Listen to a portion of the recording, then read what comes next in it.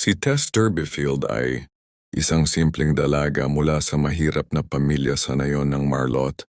Isang araw, nadiskubre ng kanyang ama na sila raw ay may lahing maharlika na sila raw ay mula sa angkan ng D'Urberville, isang dating makapangyarihang pamilya.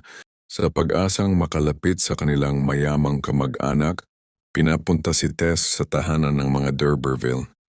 Doon nakilala niya si Alec D'Urberville, isang lalaking mapang-akit pero mapang-abuso. Sa kasamaang palad, si Tess ay naging biktima ng kanyang pananamantala. Dahil sa kahihiyang dinanas, umuwi si Tess nang wasak ang damdamin. Hindi nagtagal nanganak siya, ngunit namatay rin ang sanggol.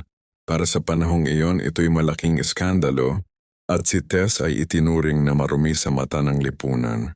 Nais magsimulang muli. Si Tess ay nagtungo sa ibang nayon at doon nakilala si Angel Clare, isang mabait at idealistang binata. Nagkagustuhan sila at nagpakasal.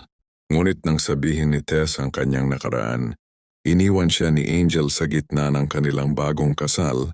Sa kanyang matinding pag-iisa, napilitang bumalik si Tess kay Alec, na ngayoy isa ng nagbago raw. Ngunit patuloy pa rin siyang sinasaktan at kinokontrol nito. Pagbalik ni Angel mula sa ibang bansa, sinubukan niyang hanapin at patawarin si Tess, ngunit huli na. Dahil sa matinding galit at desperasyon, pinatay ni Tess si Alec. Tumakas siya kasama si Angel, ngunit sila ay nahuli rin sa kalaunan.